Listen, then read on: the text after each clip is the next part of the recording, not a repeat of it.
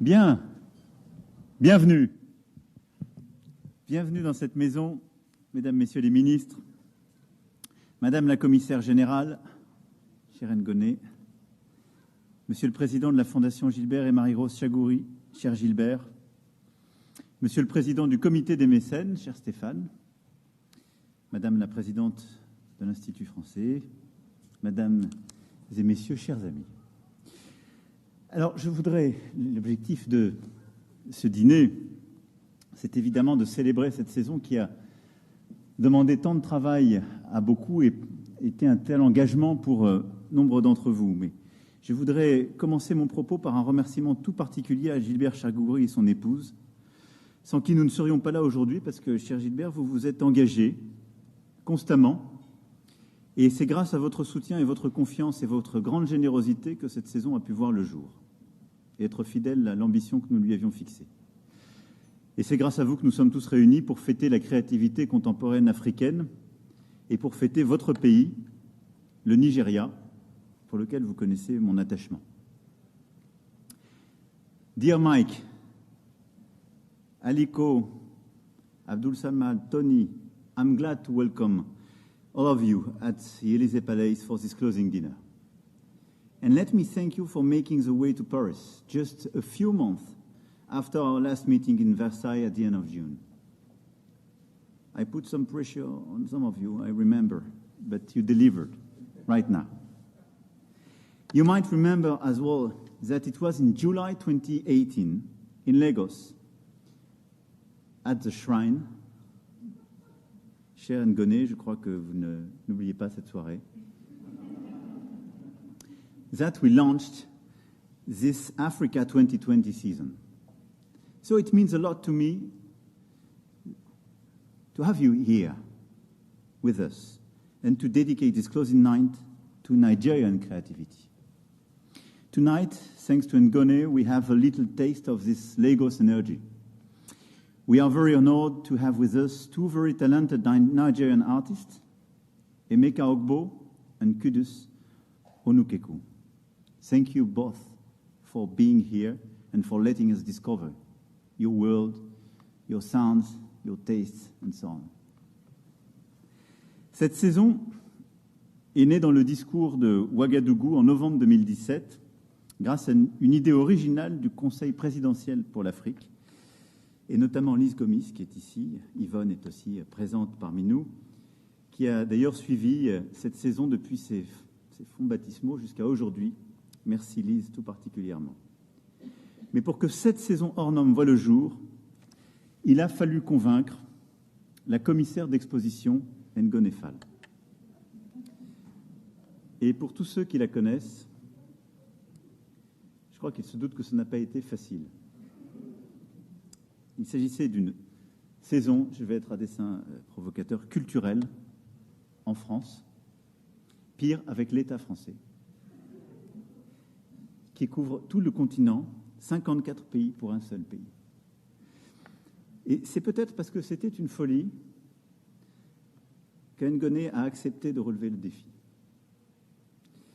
Et si elle avait su qu'une pandémie passerait par là, je ne suis pas totalement sûr qu'elle aurait dit oui à ce moment, mais elle est là ce soir, après 40 mois d'efforts ininterrompus, de jours, de nuits, de batailles, contre parfois, je dois le dire, tous les conservatismes. Donc merci tout particulièrement.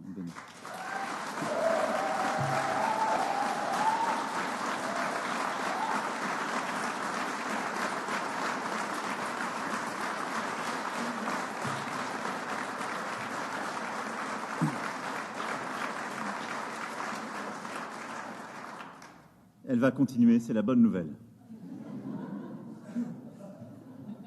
C'est une provocation de ma part.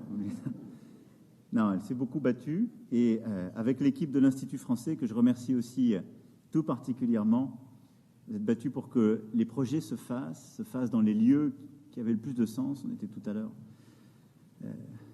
ensemble, c'était magnifique, la conciergerie, et pour que jusqu'ici même, cette saison prenne son sens malgré la pandémie. Et c'est vrai que nous avons tout eu contre nous. Il a fallu programmer, déprogrammer, reprogrammer. mais vous avez réussi à ce que cette saison soit fidèle à l'identité qu'on avait voulu, une co-construction, des rencontres, des échanges, des découvertes et la pluridisciplinarité. Au final, ce sont 1500 événements culturels, scientifiques, entrepreneuriaux qui ont été organisés et qui ont réuni plus de 4 millions de spectateurs. Ce sont 210 villes de France métropolitaine et ultramarine, 12 quartiers généraux, dont beaucoup sont parmi nous ce soir, 30 focus femmes, 489 structures partenaires en Afrique et 422 en France, 54 pays africains couverts et un large champ disciplinaire. Culture et idées, recherche et économie, art de vivre. Et je voudrais remercier tous les opérateurs et artistes présents ce soir, et tout particulièrement ceux qui sont venus du continent. Merci à vous d'être là.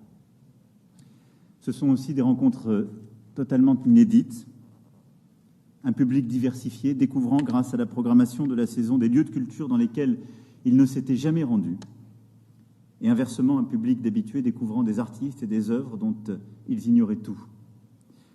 Et c'est aussi tout le travail engagé avec la diaspora pour qu'elle soit pleinement impliquée dans cette saison.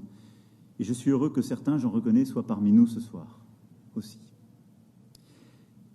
Mais cette saison, ce n'est pas qu'une saison culturelle, c'est bien plus que cela. Grâce à l'implication inédite de plusieurs ministères ici présents, c'est en effet une saison qui a embrassé très largement des projets. La ministre de la Culture est là, qui a porté nombre de ces projets, et je l'en remercie, avec des responsables d'établissements culturels français. Philippe, nous étions parmi vous tout à l'heure, et merci encore de l'implication de votre établissement. C'est aussi l'implication inédite du ministère de l'Éducation nationale, de la jeunesse et des sports.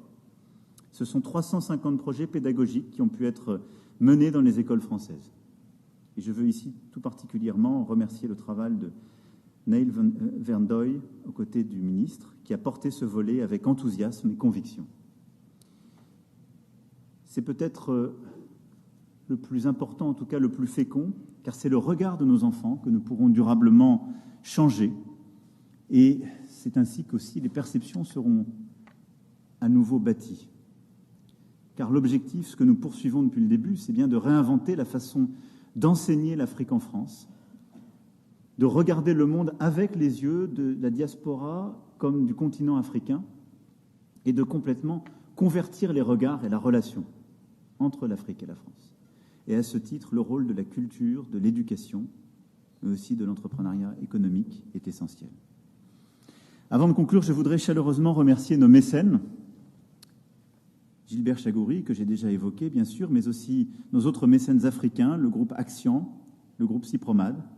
Et je voudrais aussi tout particulièrement remercier les mécènes français, le président du comité des mécènes, Stéphane Richard, pour le groupe Orange, et Patrick Pouyanné, pour Total Énergie. Merci de votre implication et de votre présence ce soir, mais du fait que vous n'ayez jamais lâché, y compris quand les temps étaient plus difficiles, ainsi que les groupes JC Decaux, Pernod Ricard, Sanofi, Société Générale, Vinci, CFAO, Engie, Thales, Thomson et Veolia. Vous avez cru en cette saison et vous y êtes restés fidèles. Merci pour cela. Je remercie l'Institut français qui a porté cette saison aux côtés de la commissaire générale, avec un merci tout particulier à Jean-François Guégano, devenu aussi l'un des principaux visages de cette saison auprès de vous, Madame l'ambassadrice. Et je tiens à remercier également les deux ministères de tutelle, le ministère de l'Europe et des Affaires étrangères et le ministère de la Culture. L'Agence française de développement, cher Rémi, et l'Agence France Volontaire, comme tous les partenaires médias ici présents, sont aussi des alliés indispensables et fidèles et qui contribuent par leur politique aussi à nous aider à changer ce regard. Et donc merci infiniment. Vous l'aurez compris, cette saison, c'est plus qu'une saison. C'est une page qui s'écrit et qui, j'espère, nous permettra de changer en profondeur la manière de créer, d'envisager le monde, de l'apprendre, de le bâtir.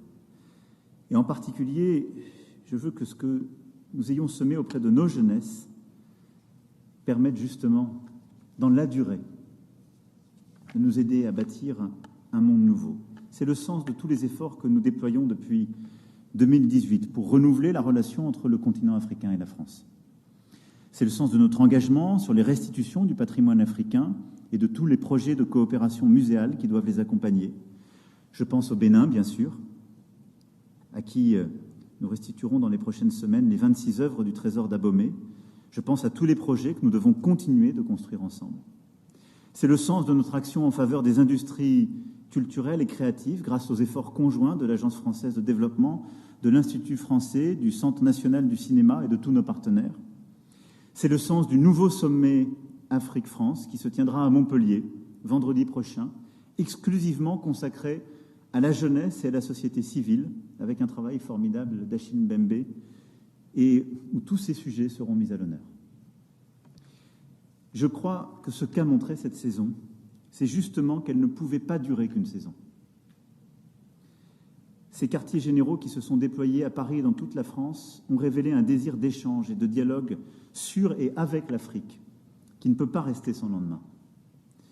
Et je crois qu'il nous faut aujourd'hui penser en France ce lieu qui n'existe pas, un lieu de création et d'exposition dédié, un lieu de dialogue et d'échange, un espace de débat et d'idées, de liberté d'expression, un lieu de ressources pour tous ceux qui s'intéressent à l'Afrique d'aujourd'hui, un lieu de découverte pour le jeune public, une sorte de quartier général permanent. Ce projet doit être un projet collectif, un projet qui peut prolonger l'engagement de tous et de tous ceux en particulier qui ont contribué au succès de cette saison. Au-delà de cela, je pense que la démarche, les efforts, tout ce qui a été fait, inventé, doit se poursuivre. Et donc je compte énormément sur vous pour que les chemins qui ont été ouverts, les voies d'eau qui ont été tracées, on ne laisse pas se refermer en quelque sorte. Mais que partout à travers notre territoire, partout dans nos écoles, nous continuions à œuvrer, inspirés par ce que cette saison a permis de bâtir, de construire, y compris les projets les plus fous et les plus insensés, sur le plan scientifique, sur le plan culturel, sur le plan économique, pour que nous continuions à transformer la relation. Et pour qu'aussi notre diaspora, notre jeunesse, toutes les Françaises et les Français qui sont issus du continent africain comprennent qu'il y a aussi une part d'eux-mêmes qui est une part profondément française, mais qui a à dire quelque chose de l'Afrique en France. Et qui est une chance inouïe pour la France. Parce que je pense que cette saison leur a permis aussi de le découvrir. Et que tous les artistes africains qui, le temps d'une saison, ont pu s'exprimer ici, puissent y bâtir résidence et continuer à y créer, à y exposer. Et que toutes nos institutions et nos lieux les plus éminents et les plus intimidants continuent de les faire dialoguer et découvrir au public. Merci à toutes et tous d'y avoir cru, merci de l'avoir permis, merci de l'avoir fait. Je passe maintenant la parole à Ngoné.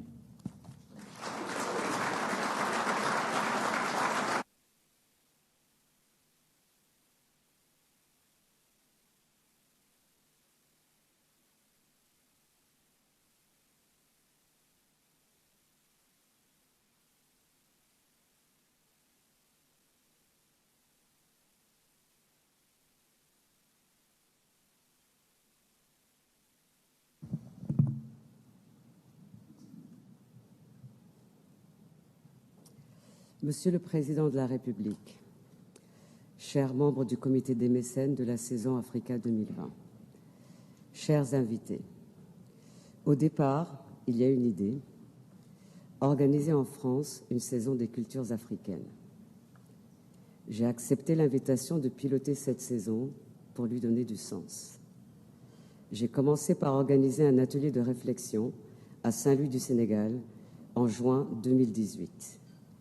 Avec 4 personnalités africaines, nous avons identifié 13 questions faisant l'objet de recherches et de productions intellectuelles, scientifiques et artistiques sur un territoire de 30 millions de kilomètres carrés et de plus d'1,2 milliard d'habitants. Diffusion des connaissances, réseaux sociaux, innovation technologique, redistribution des ressources, flux financiers, bancaires ou pas, émancipation économique, histoire, mémoire, archives, circulation des personnes, des idées et des biens, territoire, qu'il soit physique ou mental, conscience et mouvement politique, et citoyenneté. Bâtir le projet autour de ces enjeux majeurs du XXIe siècle m'a permis de le dégager du cadre restreint d'une saison culturelle pour en faire un laboratoire de production et de diffusion de pensées, d'idées et de savoirs.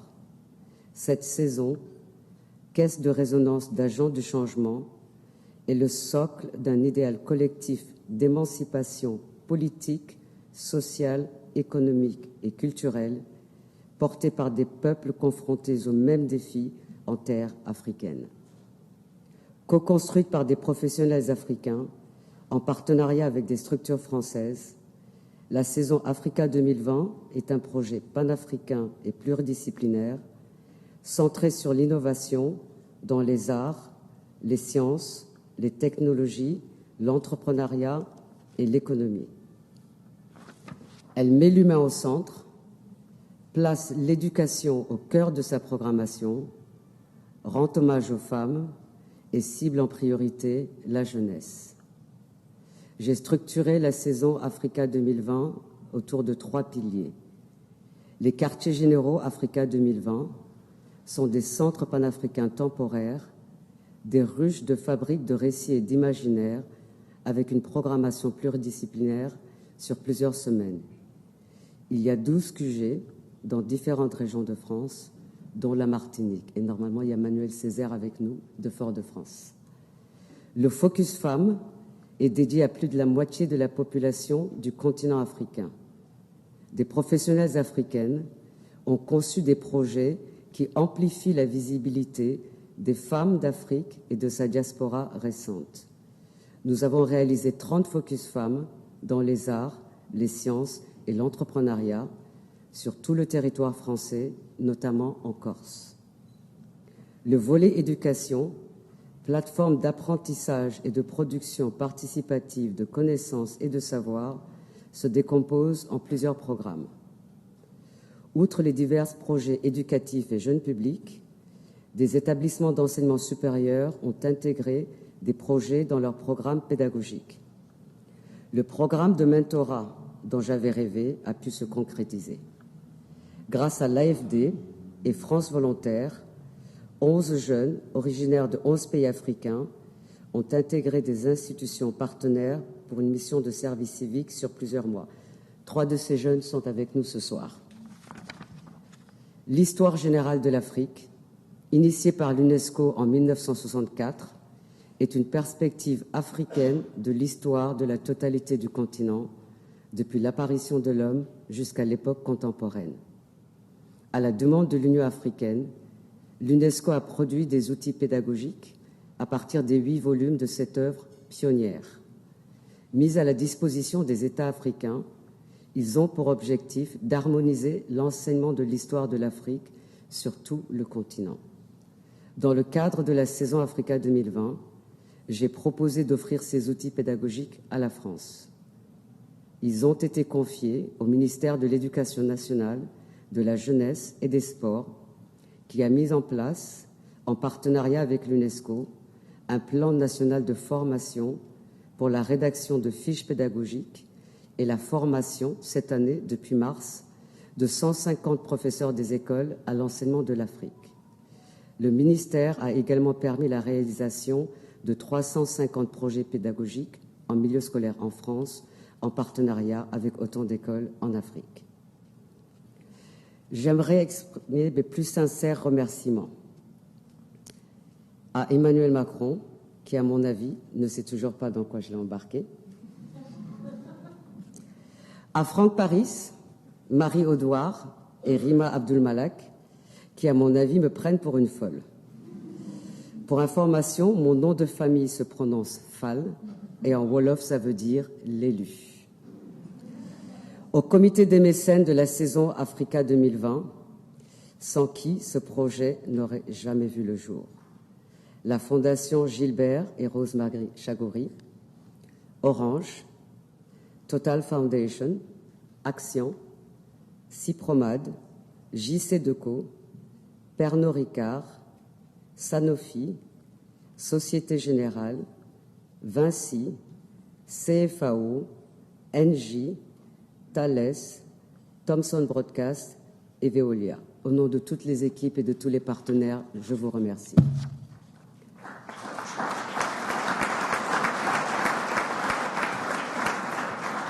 À l'AFD et Rémi Rioux, qui a été le premier à croire en cette saison si ambitieuse, sans me prendre pour une folle. À l'Institut français, opérateur désigné par l'État pour mettre en œuvre ce projet, dont tous les départements, au-delà du pôle des saisons, ont accompagné la saison Africa 2020 sur le plan administratif, logistique, de la communication et du mécénat. Aux 5 renforts français de cette saison hors norme qui voulaient, je les cite, contribuer à un projet historique qui nous concerne personnellement de par nos origines. 4 d'entre eux sont avec nous ce soir.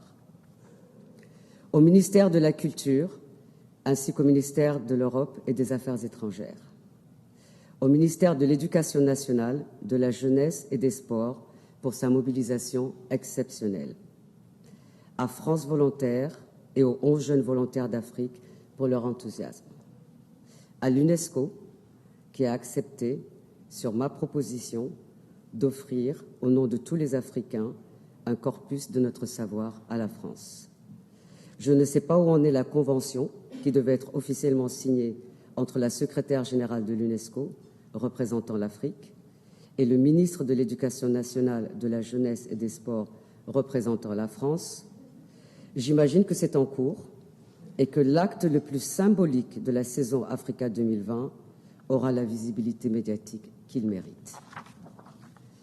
Aux 210 villes partenaires en France métropolitaine et ultramarine, aux 911 structures partenaires en France et sur le continent africain qui nous ont permis de réaliser plus de 1500 événements dans les arts, les sciences et l'entrepreneuriat, aux partenaires médias pour leur complicité et au comité consultatif pour son soutien bienveillant, au comité de programmation de la saison Africa 2020, Mamadou Diouf, Amadou Falba, Julia Gross, Yvette Mutumba, Yvonne Bourou, Aphrodis Mutangana, Neo Muyanga, Jay Pater, Alex Moussa Sawadogo, Aristide Tarnagda et Mohamed Zoglami. À Badr, Bambara et Fatoumata, les 3 personnages de l'affiche de la saison Africa 2020, et au photographe Omar Victor Diop, dont le regard a su capturer avec intelligence et subtilité l'essence de cette saison si singulière. À mes camarades de la première heure, qui sont là à l'écran, les 4 cerveaux de Saint-Louis, sans qui cette saison aurait été une coquille vide de sens. Ntone Ejabe, Nontobe Kontombela, Fola Kunle Oshun, qui est avec nous, et Sarah Rifki. Et bien entendu à ma famille et au groupe SAF, dont les messages revigorants m'ont permis de ne jamais oublier qui je suis et d'où je viens. Cette saison que j'ai pilotée pendant 40 mois dans un contexte extrêmement difficile a été un parcours d'obstacles. Et lorsque la Covid-19 a frappé à la porte, le sous-titre de ce projet a pris tout son sens. Cette invitation à regarder et comprendre le monde d'un point de vue africain a obligé nos partenaires français à ne rien prendre pour acquis, à se réinventer en permanence pour affronter l'adversité et l'incertitude. Je les ai invités à faire preuve de pragmatisme, d'innovation et à résister à la tentation de jeter l'éponge. Car cette capacité de résistance, caractéristique à l'Afrique, je l'ai insufflée à cette saison Africa 2020 afin que nous puissions surmonter collectivement toutes les épreuves. La saison Africa 2020 a été témoin d'une conversation inachevée avec ma sœur d'armes, la Nigériane Olabisi Obafunke Silva, fondatrice du Centre d'art Sissi Lagos. Mon dernier message WhatsApp, le 12 février 2019, est resté sans réponse. Elle venait de s'éteindre à Lagos, emportée par un cancer. Sa rigueur, son intégrité et sa générosité ont laissé un grand vide sur les 5 continents. Elle nous manque. Elle me manque. Le Focus Femmes et le volet éducation de la saison Africa 2020 lui sont dédiés. Si la saison Africa 2020 tire officiellement sa référence ce soir, tout comme moi, cette aventure humaine n'est pas terminée. Une nouvelle page s'ouvrira demain, car cette saison n'est qu'un chapitre de la longue histoire d'un mouvement panafricain global dont nous sommes les héritiers et les artisans. Nous sommes des passeurs et des émetteurs de courants de pensée qui, depuis des siècles, inspirent et impactent des esprits créatifs sur tous les continents. Merci de votre attention.